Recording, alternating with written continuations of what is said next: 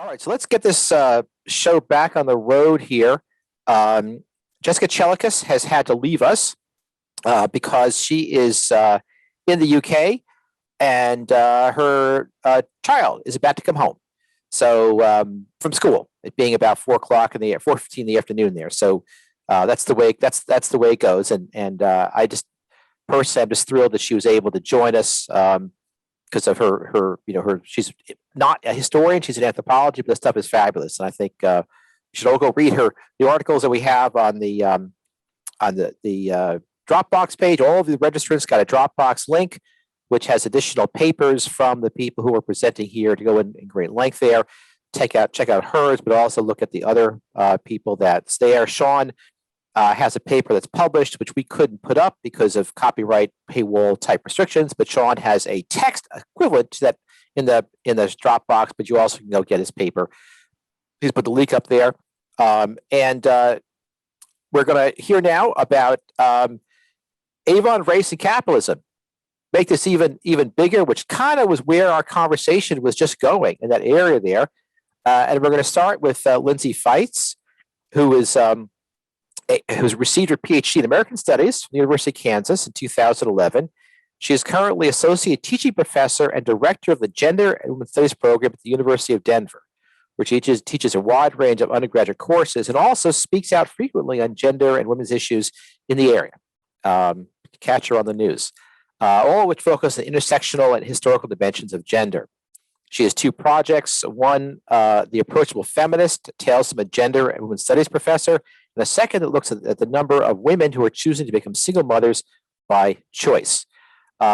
She's talking about her paper today is called Creating a Multicultural Soul, Avon, Corporate Social Responsibility and Race, the 1970s. Her dissertation that she's put into the chat, which is a very broad dissertation, and I learned a lot from her about issues other than this issues of African Americans in Avon, but I really asked her to focus on that for this way. But you all should check out the dissertation, and she's going to add those comments further. So, Lindsey, why don't you go ahead with all that? Thanks, Roger. Thank you, everybody. This has been so great, so great. Like Jessica, I also haven't looked at my dissertation since life took me in a different direction. So this has been delightful. I'm going to go ahead and share my screen. I don't trust myself to get things right. So I'm going to, can you all see that? Yes. Yeah. Okay, and you can see the full screen. Perfect.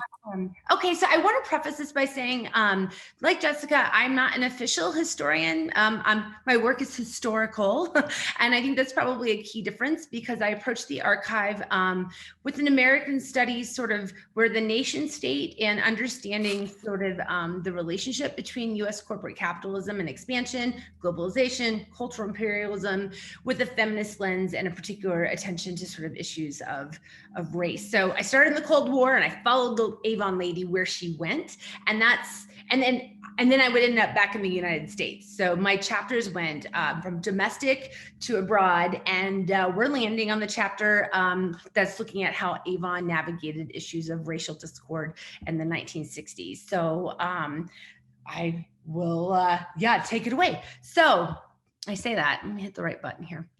All right, so this, by the way, this is a recap of some of Katina's work. So thank you for saving me part of this. But in the first half of the 20th century, Black consumers were unlikely to be targets of Avon campaigns. Most white-owned beauty companies like Avon ignored Black consumers, while others attempted to sell them products such as hair straighteners and skin lighteners that equated beauty with whiteness. So for much of the 20th century, Black beauty largely remained the province of Black-owned cosmetics and hair care companies. So up until the 1960s, Avon marketed itself and its products to white women and crafted a corporate image based on racialized notions of respectability that represented and served the cultural tastes of white women. Enter ding dong, ladies on the couch, as we well know. This investment in whiteness, I argue, proved to be incredibly lucrative, especially during the post-war economic boom and in suburban expansion in the 1950s and 60s. So this is where we see Avon really sort of making its cultural and financial mark in the US. At this time, or I should say before, Avon's corporate policy did not directly prohibit the recruitment of racial minorities.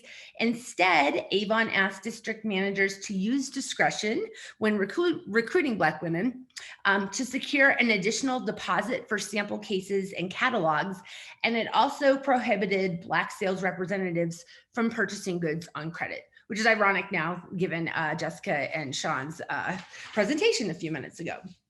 By the beginning of World War II, however, we have radio ads that are successfully recruiting a number of Black women in DC and in Philadelphia. And so again, there's sort of this small foray into seeing Black women as potential representatives and customers. But we fast forward after World War II to the 60s, and we start to see what I would call the images here, separate but equal ads. So you basically see the ding dong ads being targeted at Black women in advertisements that ran in ebony. So more or less swapping out sort of basically the skin color, but the Avon lady respectable politics of upper middle class respectability is what we see until about 1968. And then we have 1968 and we have racial discord in the United States. So by 1968, we weren't just talking rioting in the streets. You've got Lyndon B. Johnson. You also have Black activists and protesters taking aim and thinking more broadly about how corporate America was both responsible for and responsible to the Black community. So Avon takes note. And so in 1968, Avon issued an internal memo, the first in its 80-year history, that addressed how domestic social unrest and racial discord, addressing both of these was both necessary and potentially profitable to Avon. And so the memo reassured managers that the moral obligation of addressing the race problem and business intervening could help Avon earn a profit by increasing minority spending in the booming and personal care industry, but it also was the right thing to do. So from Avon's perspective, again, and this is like 1968 internal conversations, it would pay to be responsible.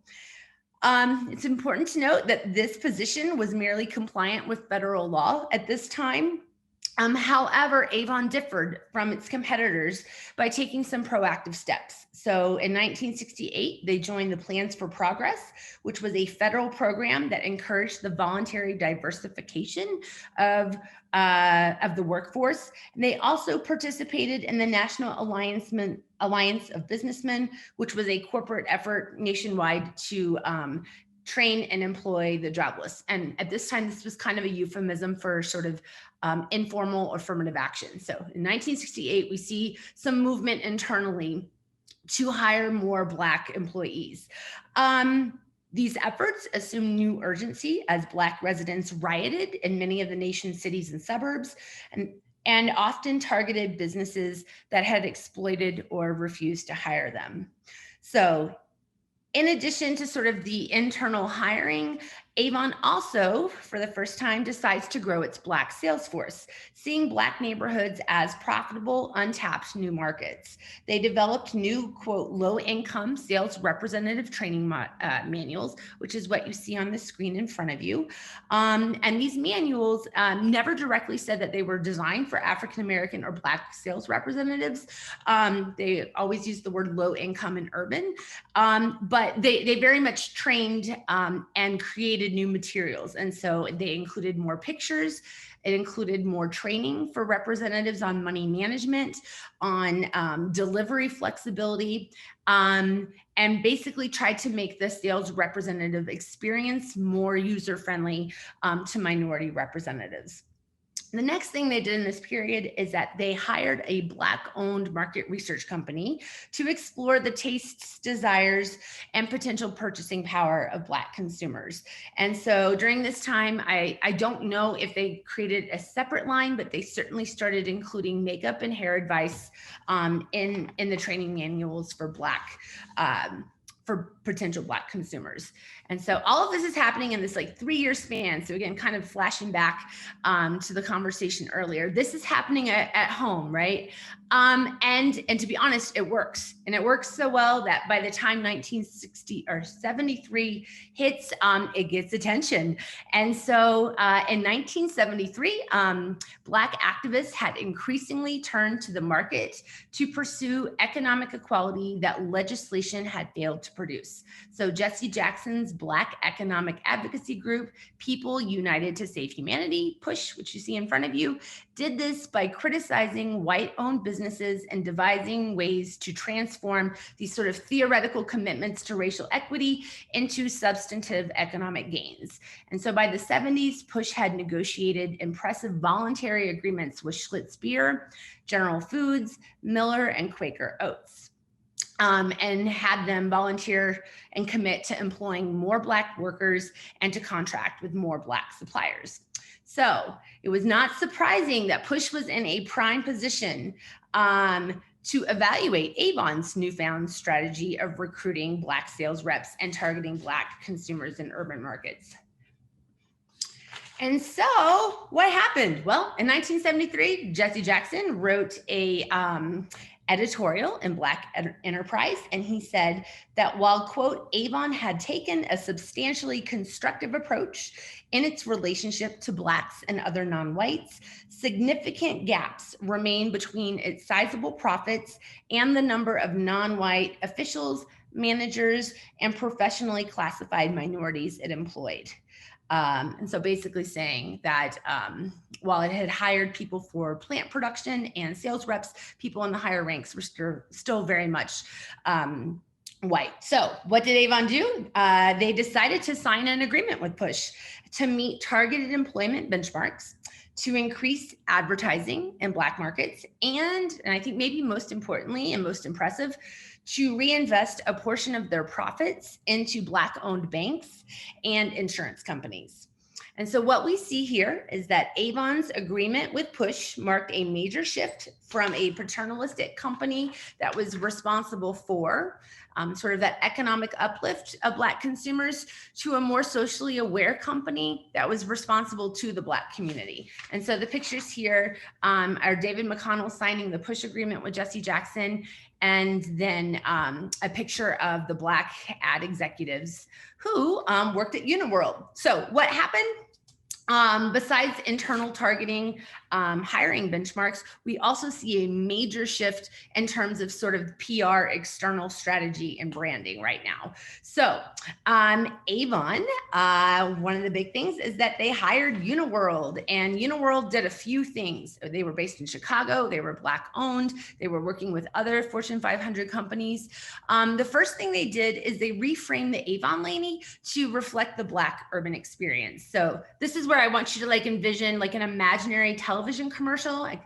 Thank you to Lynn for showing these to me, where the Avon lady gets off the couch away from the doilies and she gets into the streets of brownstone apartments and rings the doorbell of her neighbors. So the ad itself was very much, reflecting a more Black urban experience. Also important to know that Uniworld was very aware that Black consumers had been exposed to direct selling through the Fuller Brush Company.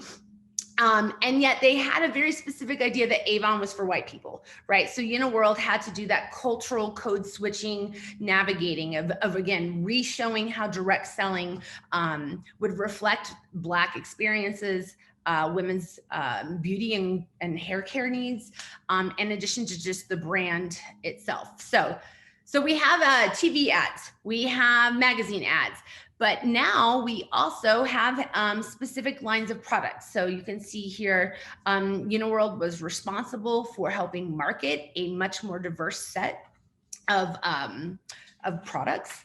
And I think this is also super important. They developed Avon's first national marketing campaign of using multiracial advertising. And so Avon's brand moves from being sort of an all-white public-facing brand to multiracial, multi-ethnic. They kept Uniworld on for several years. Uniworld was responsible for creating relationships with the NAACP, the United Negro College Fund. And so all of these sort of help Avon form some long-lasting relationships and cement its corporate social responsibility campaigns in minority communities, which I think today when we see Avon, it's very much sort of the progressive leaning into social issues. We see domestically starting here with the Uniworld relationship. So this sort of sets the stage by like the mid 1970s. And I argue that there's some pretty big and long lasting consequences. So the first is that Avon transitions from a corporation built on the symbolic and profitable imagery of whiteness, and they shift to a racially and ethnically inclusive corporation that marks the beginning of what we now call inclusive advertising, multicultural advertising. And so maybe we can, if you all have thoughts about, did this happen in Brazil, in Latin America? Did it happen in the US? I'm not really sure where, but it is happening in this moment in the early 70s. The second consequence, I would argue, is that Operation Push and the ethnic pride movement influenced Avon's internal business culture as it adopted minority hiring benchmarks, it redistributed resources to Black-owned banks, and as an educator, I love this, it schooled its upper-level managers in Black history and culture. These changes gave depth to Avon's "what's good for society is good for business" ideology, and the intersection of Black power, ethnic pride, and consumer rights movement helps Avon recognize diversity as a profitable and responsible business strategy. So they don't see them as mutually exclusive. They see them as working together. And this is a lesson from the mid 70s on that Avon leaders try to impart both internally, abroad, and to other business leaders. That being said, I would argue there were consequences. One of them is that by combining this profit-making and Black empowerment strategy, Avon not only competed with Black-owned businesses for customers, but it also helped hasten the decline of the Black beauty industry as a space that advanced Black political, social, and economic solidarity. We thus see the rise of the power and the influence of a transnational corporation entering these conversations, which I think we could argue we still see today. And so on that note, what are some lessons? We'll wrap it up here. The lessons that at least I see from Avon, and again, I don't, my work is not historical per se right now, so I'm always sort of thinking in the here and now of like, what does yesterday tell us about today? And I think Avon has a lot to teach us. One, that inclusive advertising and social responsibility is profitable. It helped Avon, I would argue, adapt and include women. I think to Katina's point earlier about exporting feminism, we start to see a brand sort of shift of how to use diversity to its advantage. And also at the end of the day, it is Avon, right? Because Avon representatives are around the world. I think Avon and the archive also teaches us that as we look around today, contemporary social justice movements are calling for corporate social responsibility and racial awareness. We've got Colin Kaepernick and Nike up here. Like I tell my students, though, what's behind the brand? What's behind the images? At Avon, looking at corporate policies, hiring practices, investments into minority communities and banks, I would encourage us that the archive really gives us insight into how that worked in the 70s and maybe is a lesson that we could think about as corporations make commitments to equity today. And then the last thing I would say, Avon and this particular part of its history, I think teaches us about the opportunities, but also the dangers of corporations commodifying social justice movements. It's a mixed bag. I don't have an easy answer, but I do think when we look back at Avon's history in this time period, again, seeing an executive sit down with Jesse Jackson and commit to some internal policies was a really inspiring thing to see in the archive. So on that, I'll wrap it up. Thank you all for your time. Great, thank you. A big Zoom applause there. Terrific stuff, Lindsey. And I will hold off saying any more because we have more terrific stuff coming. We are going to hear from Jessica Burch, who is currently assistant professor of global commerce at Denison University. She has previously worked at the David Eccles School of Business at the University of Utah and was a Mellon postdoctoral fellow in history at Tougaloo College in the South. She also spent a term as the Harvard Newcomen Fellow business history prior to all that. Her book, Door-to-Door Capitalism, Direct Selling in America from the New Deal to the Internet Age, is under contract with Columbia University Press. And her talk today is Soap and Hope, Direct Sales and the Culture of Working Capitalism in Post-War America. Take it away. Thank you, Roger. And I'm so excited to be doing this forum. Everyone has already covered such rich ground. Lindsey's paper reminded me of a story of Avon that I heard like fourth hand, but is also a plug for anyone who might be interested in doing oral histories. Someone told me that they heard from someone else that there were a small number of Avon ladies in the South, this was when I was living in the South, who were using Avon as a way to knock on doors to try to register Black voters. And there's no written documentation of this, but it is the kind of thing that only oral history might actually reveal. So a big plug for anyone who might want to do oral histories with Black Avon ladies.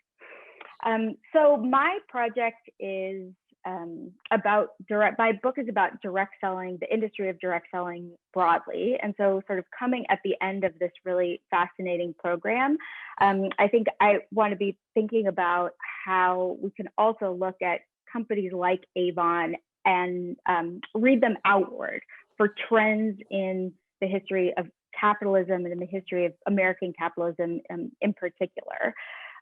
That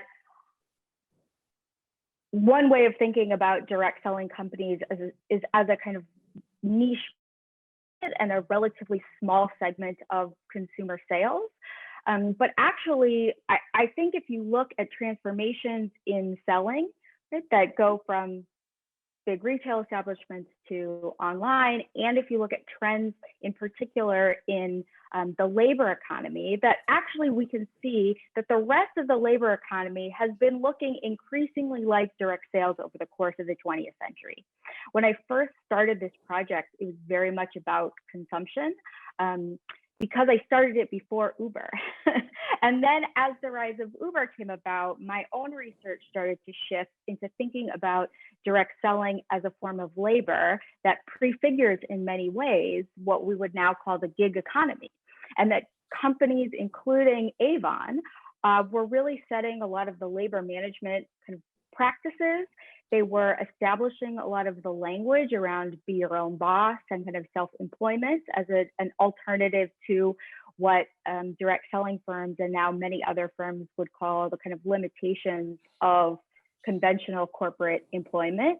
And in courts of law, direct sales firms are also really influential, kind of pivotal in establishing the kinds of categories of work that now companies like Uber rely on. In particular, direct sellers are now considered, Katina Menko's work does a really great job of highlighting this moment in the 1930s when direct sales companies really embraced the independent contractor status of workers in order to skirt New Deal labor regulations. But they continue to codify that over the course of the 20th century until in the 1970s, the National Association of Direct Selling Companies, executives from Avon, Mary Kay, Amway, and others succeed in actually getting a new category of work recognized by the Internal Revenue Service called statutory non-employment. That applies to real estate agents, eventually to some home health care workers, and specifically to direct sellers. And it's this kind of funky category that suggests that you're not really self-employed, because then if you were actually a small business owner, you would file taxes as a small business owner, but you're also not an employee. What you are is a non-employee by statute, which is a kind of like paradoxical language that is completely unhelpful in thinking about actually what this category is, because all it does is tell you what it isn't. So I guess in sort of framing this for, I actually was originally going to talk about something sort of different, but I have really enjoyed this conversation so much that now I'm just sort of saying things that other people, that the conversation has brought up for me. But what I had planned to talk about today was to kind of dial in a little bit more on this moment in the 1970s and 1980s for Avon, when you can actually see how Avon executives are registering the ways in which their kind of labor, their model of labor, has really prefigured much larger trends in the history of work, namely the feminization of labor, as women after kind of second wave feminism, particularly white middle class women, are entering the workforce in full-time professional roles in a more permanent way than they had before. So the feminization of labor and also the casualization of labor. So the moment in the 1970s and 1980s is a really tricky one for Avon. So thinking about it in kind of paralleling Lindsey's story about how Avon in this moment is trying to reach out to new demographics of sellers and customers. At the same time, Avon executives are really struggling with how to hold on to what had been their demographic strength historically. Like, how does a company that had been built on ideas about domesticity remain relevant to women in the 1970s and 80s, when the language of domesticity and the realities of domesticity are increasingly losing purchase? So in the executives have, in a chapter of the book that I call Not at Home, the title of the chapter is borrowing from Avon executives' language for like this particular problem in the kind of alongside feminism in the late 20th century, which is ding dong, Avon calling, assume somebody's at home to answer the doorbell. And after the 70s, women are increasingly at work. Also, women are looking for new things in a job. And so they start to talk about, how do we reach this population of women they're calling not at homes? And by the mid 80s, there are some statistics that like almost 40% of Avon's revenue is generated by sales that are happening at a workplace. So this moment, I think, is one in which Avon executives are registering something that I think historians and economists and other experts on the labor economy have not registered until now, which is that increasingly service work, part-time work, casual work, temporary work are increasingly becoming larger and larger segments of the labor economy, which for Avon is bad in many ways, because it creates competition for a population of workers over whom Avon thought that they had almost a kind of complete monopoly. This problem of the kind of not at home both signals a real shift in Avon's thinking and signals one of the challenges of how do you take a 100-year-old model of business and continue to adapt it so that it remains relevant as times change. And kind of Lindsey's paper is an excellent example of this too. How do you take this old model of labor and make it relevant for kind of a post-Black liberation or a post-civil rights era? How do you take this model of labor and make it relevant for an increasingly globalized world, as kind of the US is exporting ideas about Americanness and also business abroad? So that is a very circuitous way, but sort of like my attempt to be thinking about maybe how we might be able to bring all of these kinds of pieces together. So I'll stop there because I would like to talk to you.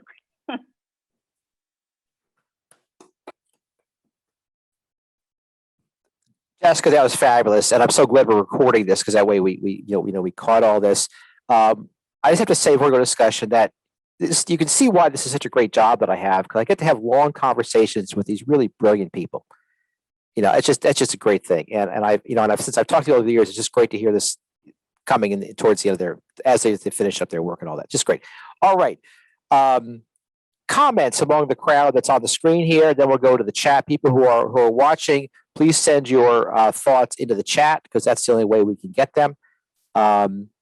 Responses or thoughts to Jessica and Lindsey's pieces. I have some responses for both Lindsey and Jessica.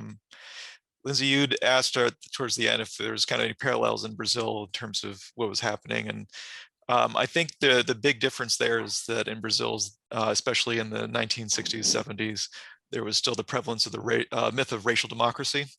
Racial-oriented political organization around sort of a unified African or Afro-Brazilian identity isn't something that really emerges in a big way in Brazil until the 90s. And the way that Avon markets, you may have noticed in some of the slides I showed, it's often Black women next to white women, next to darker skinned women. And it kind of fits into that model of, oh, there's a rainbow of colors in Brazil, and we're going to sell to all of them. And then Jessica, your observation about direct sales being innovative in terms of creating a legal status of independent contractors definitely played in Brazil in making sure that Avon saleswomen weren't covered by any of the legal protections that were available to workers. In Brazil, there was a very strong set of legal protections for a relatively narrow percentage of the workforce, but it helped ensure they weren't eligible for a minimum wage or a lot of the other kind of legal protections that they would have been able to afford. Great, thank you. More thoughts, questions, comments? Jessica, I really appreciate what you were talking about with the 1980s, and I think you hit the nail on the head there with about the gig economy and Avon losing its spot. And I don't know if they have been able to really make that transition. So they saw it coming. They see it coming, and they're so slow, right? They don't even authorize for sales in the offices until almost into the 1980s, even though they recognize that it's happening because they want that domestic model. I was able to use stuff that was later released in the archive on the Women of Enterprise prize program, and what you find in there are these women's applications who owned real businesses, not these non-business, non-employee businesses, but actual businesses, and they detail the issues that they have to deal with. And what I found ironic, disconcerting, eye-opening was that Avon essentially used those examples as evidence of what's out there if you actually try to establish a business. And if you're not up for that, why then come to us where we do all the legwork for you and all you have to do is sell. And right, so they kind of intentionally like found these examples of what it takes to be in business and kind of just went, whew, stay away. So, they didn't navigate that well. And yes, the competition, and I appreciate too that you're looking at the larger direct sales industry because they're all experiencing that. Actually, I have a question I want to ask Lindsey, which comes actually from having read Marcia Chatelain's book, Franchise, which just won the Hagley Prize. And of course, it's another ad, but also it's a great book. But one thing that she describes is that the phase one in McDonald's, it's about McDonald's, is to have African-American managers of franchises in the African-American community. But then relatively quickly, there's a struggle over having African-American owners of franchises that are not in the African-American community, which McDonald's is very resistant to. So in your study, can you discern whether there's any movement of the African-American sales representatives into white neighborhoods? Or is this really imagined as a separate section, if you will, of the Avon operation? Well, I mean, I think this is the part of like the archive, at least from when I looked at it, didn't tell that story because it's so heavy on like sort of corporate brand storytelling, history, uplift. So I don't think I have like, I don't have a factual answer based on the archives, unless maybe documents have been unsealed since I've been there. I don't know. I mean, you know, if you think about that, Black representatives, there was like an understood agreement in the 40s and 50s that they would stay to their part of town. That makes sense to me. What does that look like now where like they're on the internet? I mean, you know, so anyway, Roger, I have kind of a non-answer answer. Yeah. To that. Like, I don't know if, you know, again, this is where oral histories would be amazing to fill that gap of like who felt comfortable going where. My guess is that Avon ladies go to people they know. And so if you think about segregated, you know, de facto segregation, my hunch of like, is this this ecumenical place where people are mixing and meeting new people? I don't know. I think you're staying in your neighborhoods and you're selling to your friends and family and using your social networks. And then any managerial references to sort of internal promotion tends to be touting the advertising agency that they hired. That's still around today. But like talking about Black representatives within the organization, I didn't see any actual. If I may, I also have a question to Lindsey. Well, you mentioned this point in your article, but maybe you can comment a little bit on now. And the fact that Avon somewhat damaged, if not destroyed, the Black-owned cosmetic industry. So what was the reaction by the point of view of Black consumers? So why did they choose and prefer Avon in face of the other, their traditional brands? Maybe they found it more, I don't know, more quality, more modernity. They did not really praise the fact that they were not owned by someone from their Black community, or what? Yeah, I think I would have to sort of refer you to scholars who have actually looked at the rise and the fall of like Madam Walker, George, forget his name, but he was the retail guy. Johnson, I think was his name. Right. So there are like separate sort of narratives of what's happening within these Black owned companies that have to do with like the broader, some internal decisions I think that they made as they navigated a changing landscape.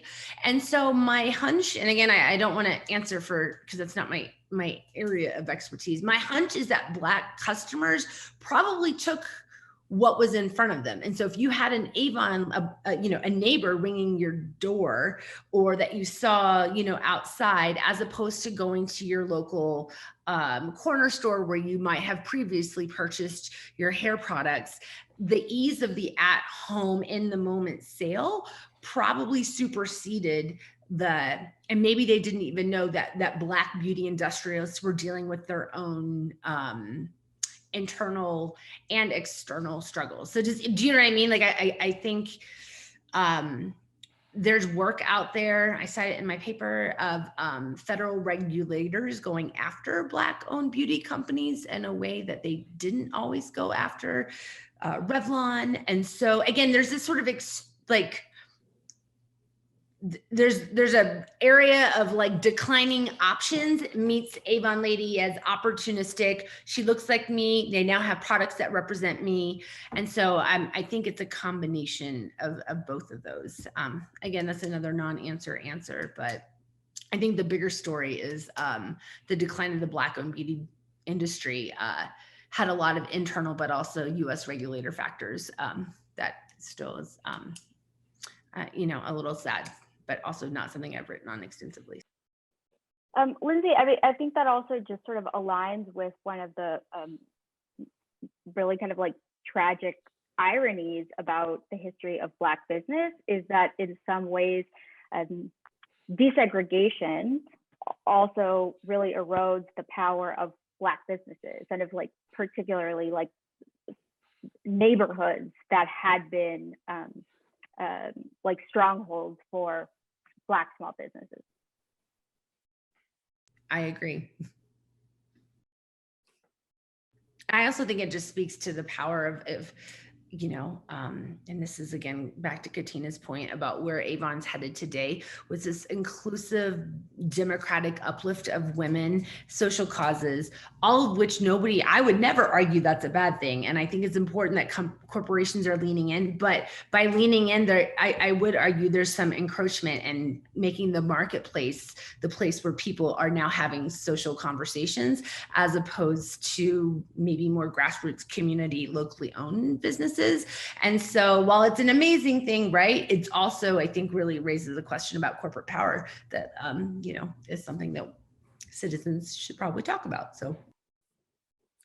Yeah, on that, I wonder if, Katina, if you might say more about the new work that you're doing around kind of Avon and feminism in the late 20th century, and particularly like how you evaluate the power or effectiveness of that in terms of like the emancipatory possibilities. Because one of the things I appreciate all of the work that you did on the Women of Enterprise notes. They were available when I was at Hagley in, I think, 2014. And one of the things you can see in them is that Avon's version of female entrepreneurship is really, in some ways, an alternative to actually dismantling discrimination and patriarchy in the workplace. But the less hospitable the workplace is, then the more attractive these alternatives are. So I was wondering what you think about Avon's brand of feminism. I guess I should say thank you for thinking I'm still going in this direction. The work that I did for the 1970s and 80s is now the new ending of the book. And I was constraining myself there because where I had really wanted to go was, as I say, I got into the Mary Kay archives and I was tracking down more stuff on Mary Crowley of Home Interior and Gift.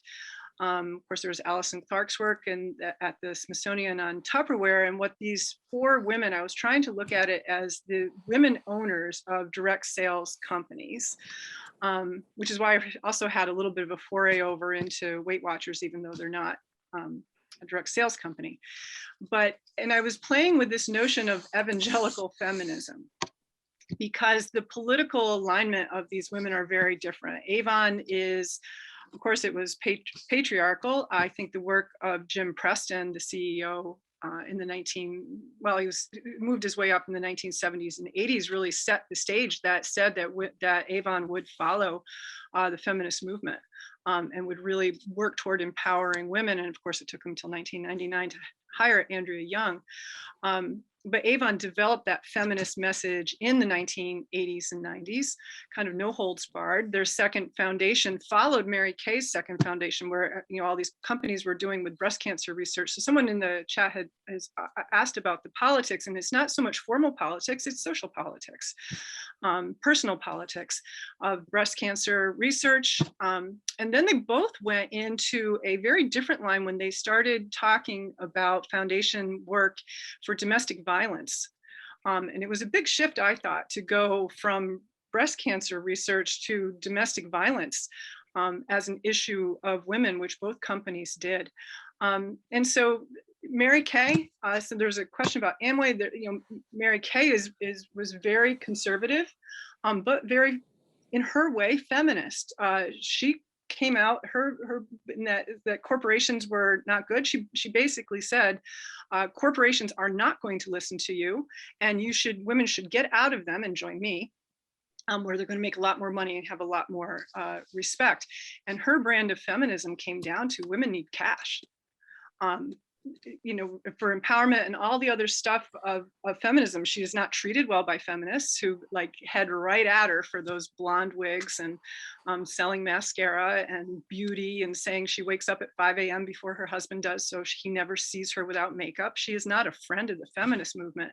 But man, she goes straight at corporate politics, and she goes straight at women's financial independence as a way to get out of a bad marriage. As a way to set an example for your kids about what they can do. So it's not clean cut. Mary Crowley was very much the same way, evangelical, hyper Christian organization with very much the same message, and women who came out of the 1950s of sexual discrimination in corporations and launched that into a corporate philosophy. So that's where I would still like to go, because I still have all those copies from Mary Kay, and whoever's going to be successful of grabbing those archives out would be a really great friend to follow that. So thank you for asking, and Jessica too. I really look forward to seeing work that's about the direct selling industry writ large. I think it's going to make a big impact. Why don't we go to some questions? Go ahead, Greg. So from the chat, we have, if you totaled all the hours that they're putting into this work, do we think many Avon sales agents make less than minimum wage? And are there parallels to US minimum wage experience with sales agents elsewhere in the world? Take one at a time. Are they making minimum wage? No. No, So and they by and did large, that, oh, sorry, go ahead, Katina.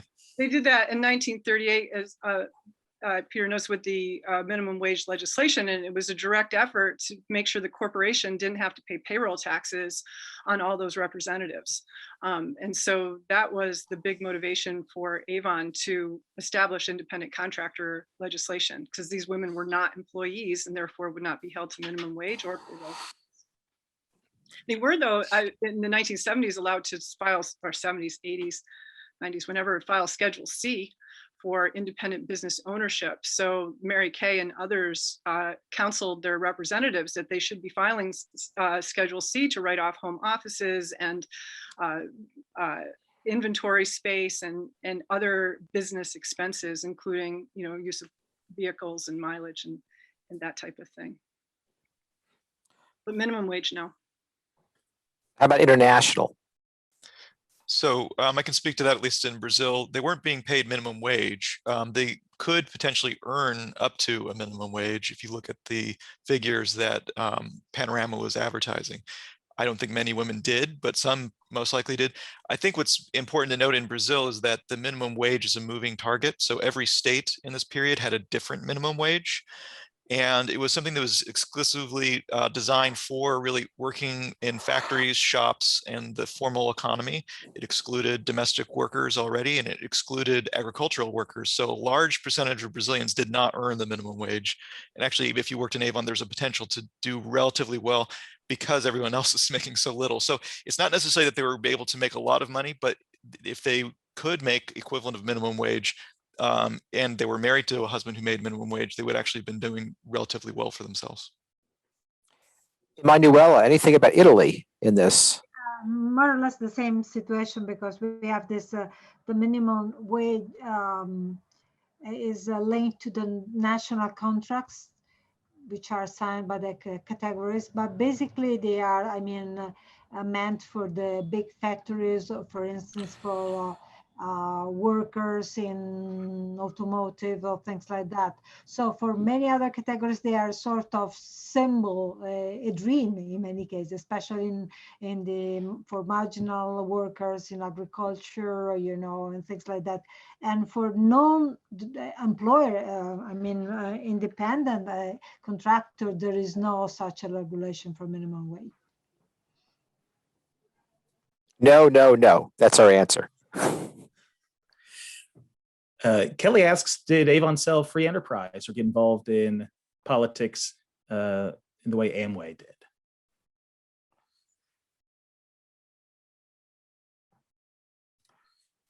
Well, Jessica, you have a whole chapter on Amway. Yeah, Did you contrast Avon to Amway in this politics issue? So Avon is, I think, certainly selling ideas about free enterprise, but not nearly as explicitly as Amway. I mean, Amway is short for the American way. Like they claimed, that's the hope that goes with the soap, is that they're explicitly saying like this is about ideas of free enterprise. It also goes along with the kind of political activities of the Van Andel and the DeVos family, who are also really kind of publicly speaking about the merits of American free enterprise. They're involved in things like chambers of commerce. They're involved in explicitly political ways. Avon is also doing that, but I think in a way that is slightly more implicit. I don't think they use the words free enterprise very often, but they're certainly, in thinking about the way that both Sean and Katina said, they're exporting ideas about kind of American capitalism and exporting ideas about American feminism. I mean, they're certainly doing that. Anybody else? I can say that in Brazil, a lot of it, their advertising was around owning your own business, creating your own profits.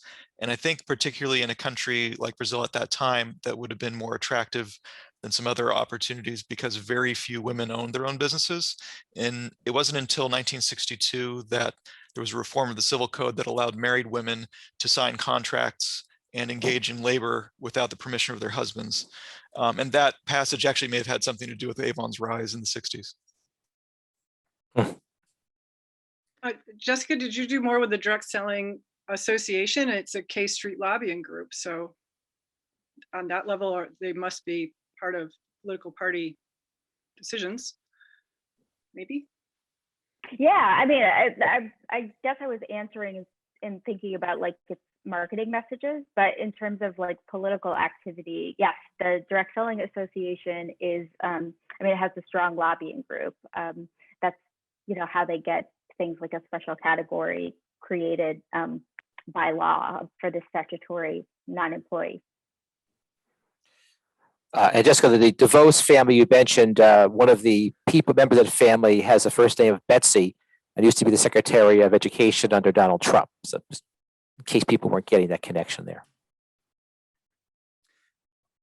Our last question here from the chat, Victoria points out that in Argentina, consumers enjoy greater protections than workers.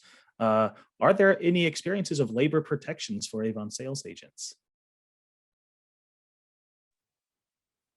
No, and there is a lot of really interesting evidence that the lack of labor protections, or right, the kind of stipulations about what kind of labor this is, were not particularly well explained to salespeople. So saleswomen, their records from Avon and Tupperware and others, where women were calling in and saying like, how do I get my Social Security? They're asking for Social Security, and then the Social Security Administration is saying you didn't pay into it because it comes through your employment taxes, and they don't understand. Or there's some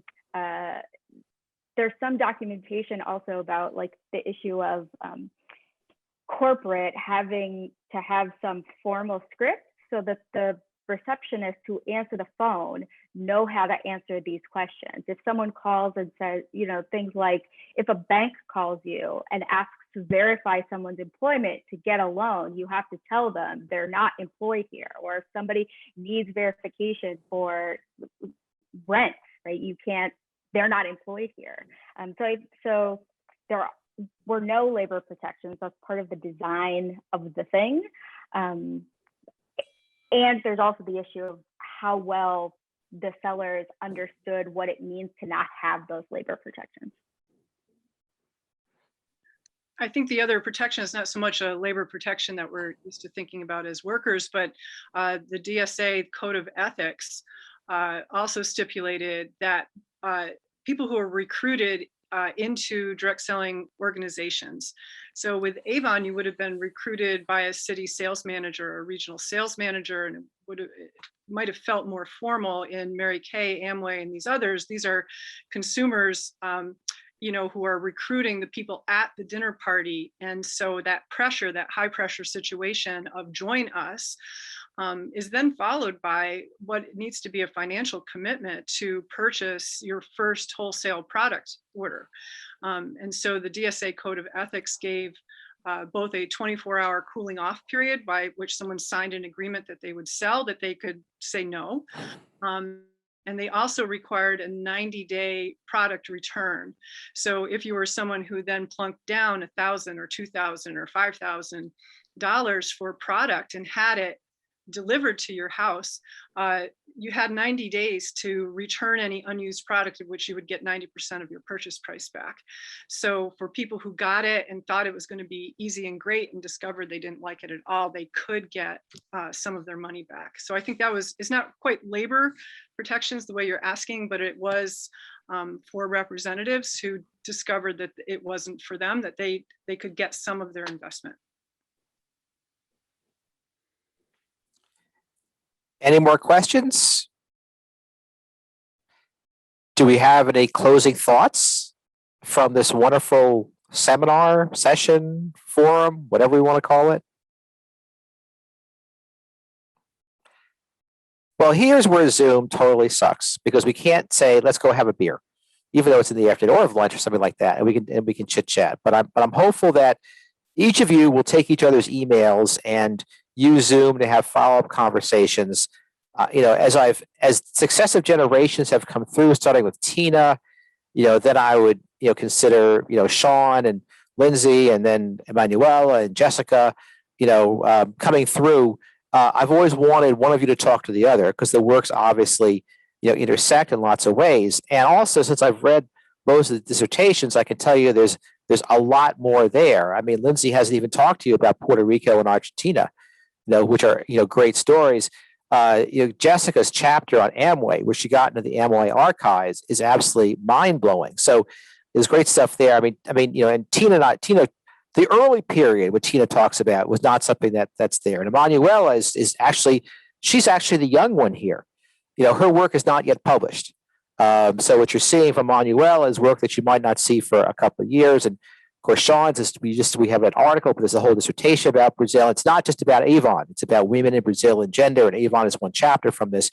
So this is all part of larger work that's out there, and it's just really my privilege to be able to, talk with them. But I do think we have to, above all, thank Tina Manco for getting the darn thing in there and saving it, literally saving it from the dumpster. Let's say it's saving it from the dumpster. She doesn't step in there and right place at the right time. And also, let's face it, Tina, you also aren't shy about saying what has to be done and doing that. And then, of course, Lynn Kate Nees and Mike Nash, here to say, let's do it. Let's get this collection right now. We'll figure it out later, because we want to save it from, and Hagley's a big archive, and this is not the only collection that we brought in, with the dump trucks dogging our heels, getting it in here before they ended up in the landfill. And of course, sometimes we don't. So that's the kind of place you are. These are the kind of people who come through here. And I hope everybody who's watching has enjoyed this as much as I have. And I hope to talk to all of you soon. Jessica, I want to see your book. Tina, I want to see your book. Lindsey, book. I want the book. Emanuela, the article. Come on, let's get this thing out here. Sean, you publish it and all that. And Sean is in the business field, that we have other things to talk about as well. Commercial real estate and all that. So anyway, enough babbling on my part. Thanks to everybody. This has been great. Let's all stay in touch. Take care.